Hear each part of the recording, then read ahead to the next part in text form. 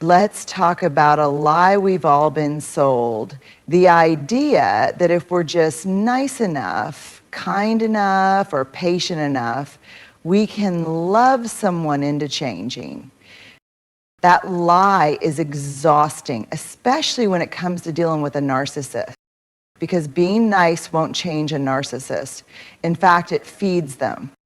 They thrive on your silence. They drink your self-doubt like water. Every time you swallow your truth just to keep the peace, you give away a piece of yourself. And I get it. Niceness feels safer, less risky than confrontation, easier than setting a boundary that might trigger their rage or their withdrawal. You think, if I'm kind enough, they'll see how much I care. They'll finally treat me better. We've been taught, especially those of us raised to be peacekeepers, caretakers, or the good one, that being nice is the gold standard of character. Smile, don't make waves, be easy to be around. But here's what we're not told. Niceness without boundaries isn't kindness, it's self-erasure. There's a difference between being genuinely kind and being chronically nice. Genuine kindness comes from a place of groundedness, wholeness, and choice. Niceness, the kind that's driven by fear, guilt, or the hope of earning love, is often a survival strategy. It's armor. And when we use niceness to avoid hard conversations, to tiptoe around someone else's dysfunction, or to stay silent when something violates our integrity, that's not strength, that's self-abandonment. You can feel it when it's happening, can't you? That tightening in your chest when you say it's fine and it's not. That moment when you smile and nod, even though something inside you is screaming no. That lingering resentment when you say yes to something your body and soul wanted to say no to. We tell ourselves we're just being nice, that we're keeping the peace. But peace that costs your voice, your needs, your sanity, that's not peace. That's a performance. And here's the kicker. People who are manipulative, especially narcissists, count on your niceness. They rely on your reluctance to set boundaries. They know you'll say yes to avoid guilt.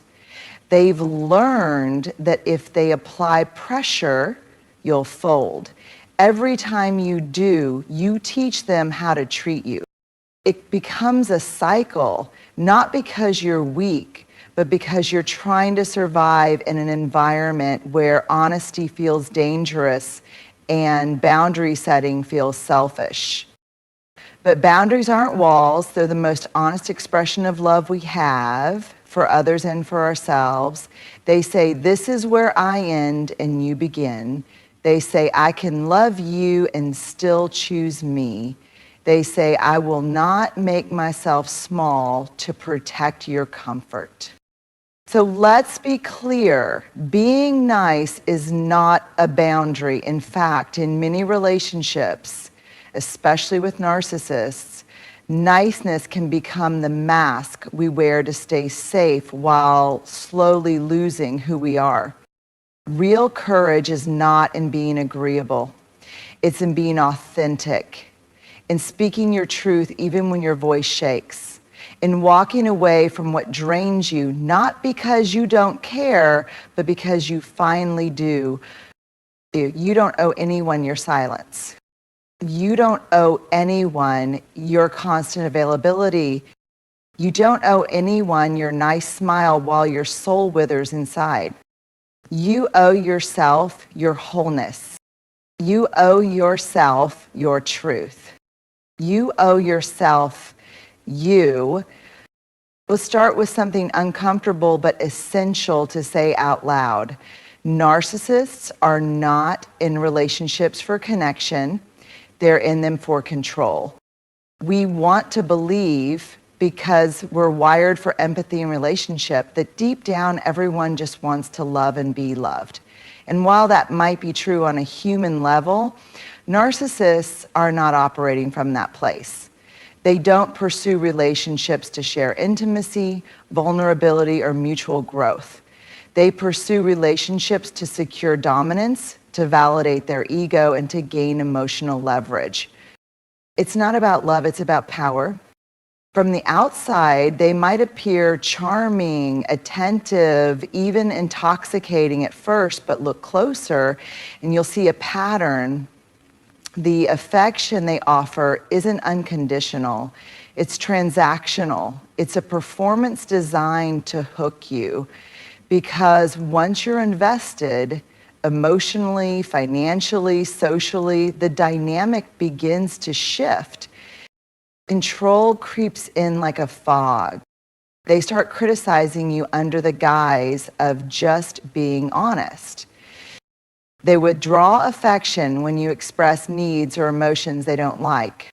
They gaslight you, making you question your memory, your reactions, your reality, until you find yourself apologizing for things you didn't do. They keep you walking on eggshells, trying to decode what version of them you'll get today. Why? Because unpredictability is a control tactic. If you're unsure of your footing, you're easier to manipulate. If you're constantly trying to regain their approval, you stay in their orbit. Narcissists don't want equals. They want admirers. They want enablers. They want people to reflect back the version of themselves they've worked hard to curate. And if you stop doing that, they either punish you or discard you.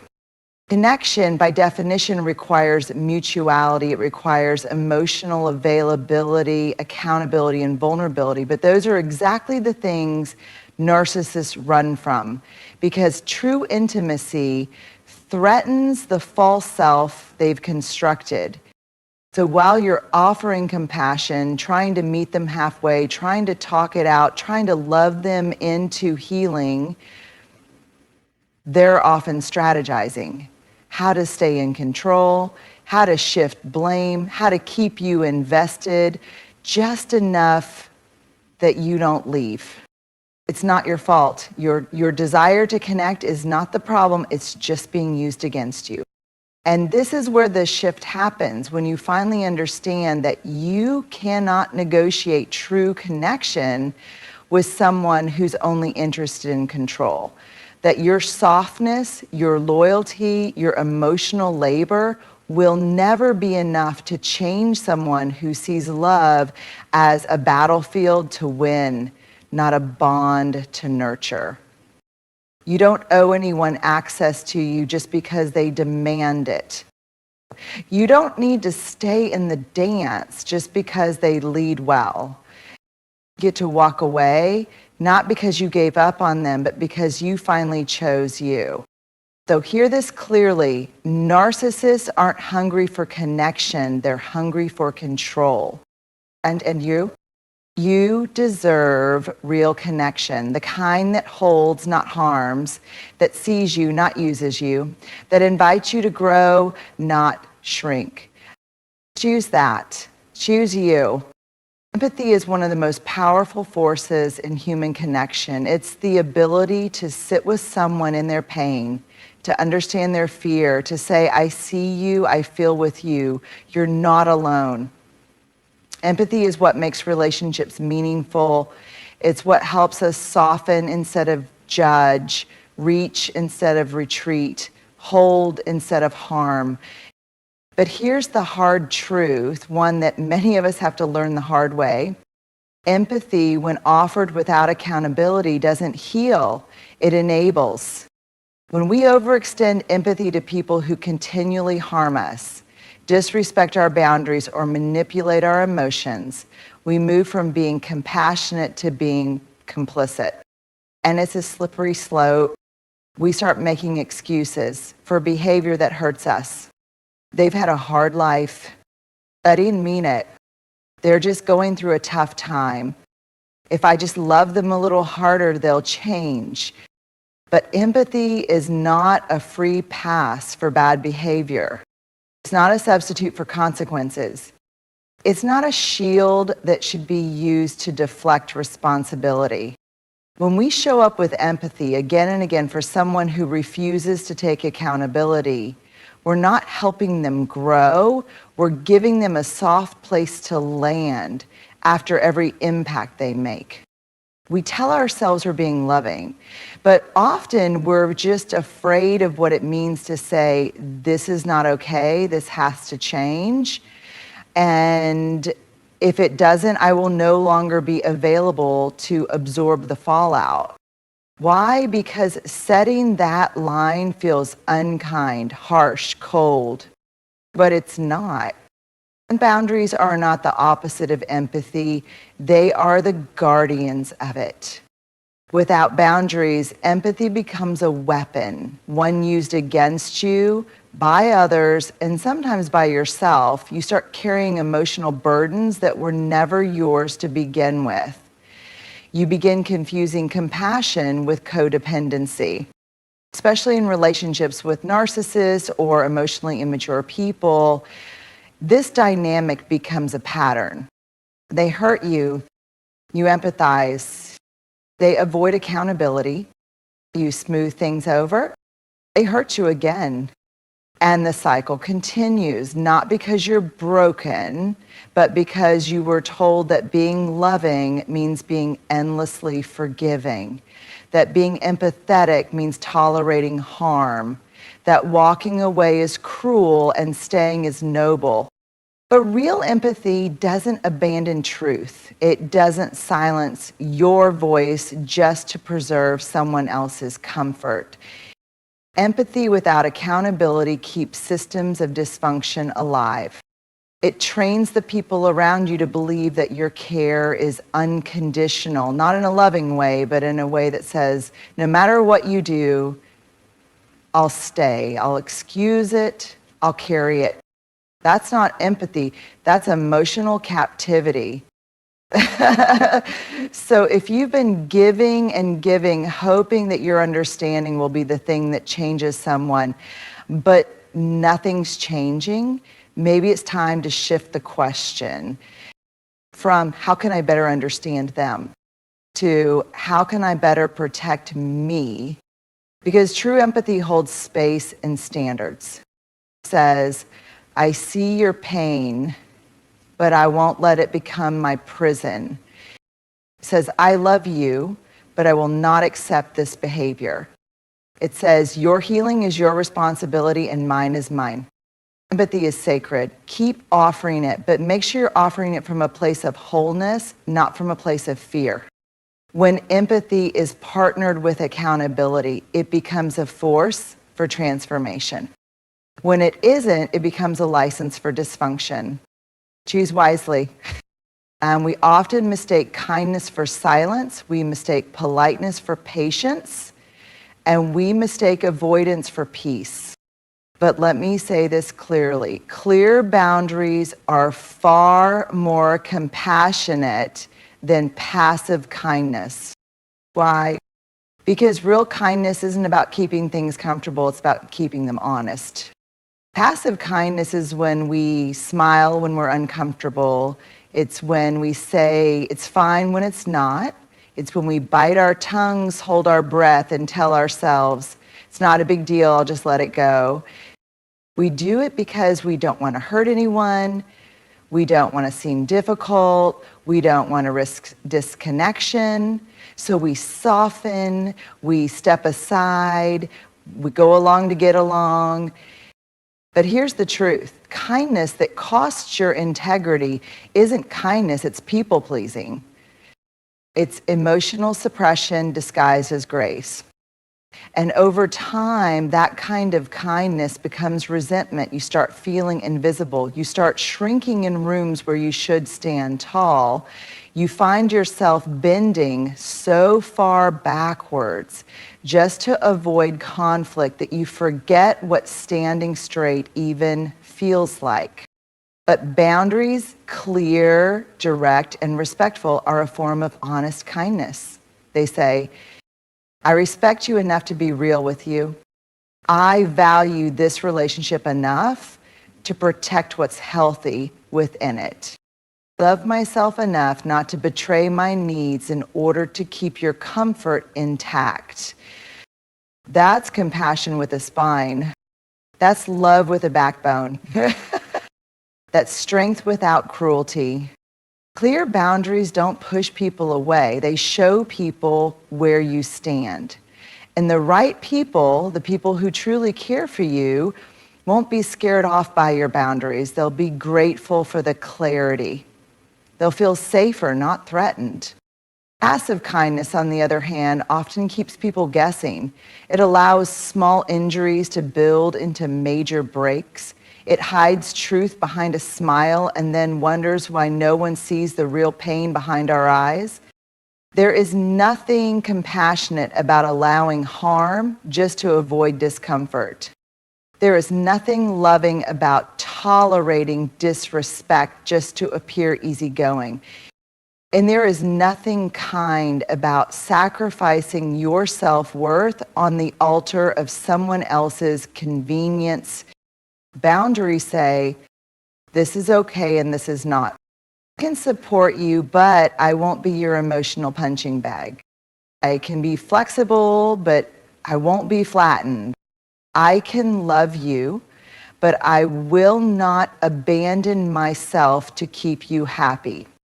And when those boundaries are clear, not harsh, not reactive, just clear, they become a roadmap for healthy relationships. They show people how to love you, how to respect you, how to meet you in the middle without crossing the line. So if you're afraid that setting boundaries makes you mean, ask yourself this: is it more loving to lie with a smile or to speak with truth? You are not here to be agreeable at the cost of your soul. You are not here to perform harmony while your inner world falls apart. You are here to live with courage, to speak with love, and to walk in truth. And that begins with this simple but radical act, honoring your boundaries like your life depends on it, because in many ways it does. There's a moment, sometimes quiet, sometimes explosive, when you realize you're exhausted, not just physically, but emotionally, spiritually, soul deep tired. You've been performing, proving, explaining, shrinking, bending, and breaking, all in the hope that someone else's treatment of you would finally reflect what you know or wish to be true about yourself. You've handed them the pen and asked them to write your story. And every time they withdrew affection, blamed you, ignored your needs, or distorted your truth, your sense of self cracked just a little more. Because when someone else's behavior becomes the mirror you measure your worth against, your identity becomes tied to their dysfunction. We do this because somewhere along the line we learned that love must be earned, that value is proven through endurance, that if someone treats us poorly, we must not be enough, not lovable enough, not calm enough, not forgiving enough, not worthy enough. But that's a lie. Other people's inability to love you well is not a reflection of your worth. It's a reflection of their wounds. Still, we internalize it. Their withdrawal becomes our shame. Their criticism becomes our self-doubt. Their manipulation becomes our reality. We think if I were just better, more patient, more quiet, more available, maybe they'd love me right. Maybe they'd see me. But healing doesn't begin when they finally see you. Healing begins when you stop letting their inability to love you define your ability to love yourself. It begins when you step back and say, their behavior is a mirror of them, not a verdict on me. That's when the fog starts to lift. That's when you begin to unhook your self-worth from their validation. That's when you reclaim the truth that you are already enough and always were. And it's not always a clean break. Sometimes it takes time. Sometimes you fall back into old patterns. seeking approval from the very person who keeps breaking your spirit. That's okay. Be gentle with yourself. Healing is not linear, it's layered. But each time you stop apologizing for existing, each time you speak your truth, even if your voice trembles, each time you walk away from chaos instead of trying to calm it, each time you hold your ground instead of begging to be understood, you're rewriting your story. You're saying, I don't need you to approve of me for me to be okay. I don't need your consistency to know I'm lovable. I don't need to win your love to know I deserve it.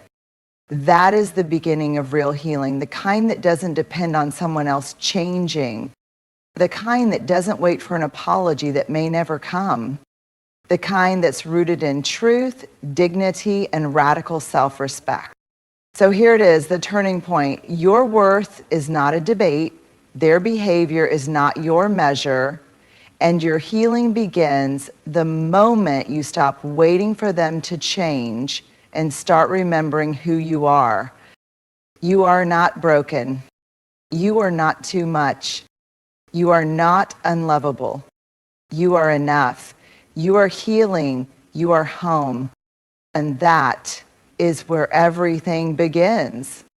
We were often taught explicitly or subtly that being good means being agreeable, that harmony is the goal, that keeping things smooth is the sign of maturity, that going along with what others expect is somehow a virtue. And so we become fluent in compliance, nodding when we want to speak, staying silent when we want to scream, going along when everything inside us says, no, not this. But here's the truth that changes everything. Real power doesn't come from compliance, it comes from courage. Compliance is easy, it's rewarded, it keeps you liked, it makes people comfortable, but it comes at a cost. And that cost is often you. Every time you stay quiet to avoid being difficult, you chip away at your voice. Every time you smile to avoid being labeled too much, you bear your truth. Every time you tolerate what breaks your spirit just to be accepted, you abandon yourself. And here's what no one tells you. Compliance may keep the peace, but it doesn't create peace. Not within you, not around you. It creates resentment, it creates disconnection, it creates a version of your life that looks fine on the outside but feels hollow on the inside. That's not power, that's survival. Courage is something else entirely.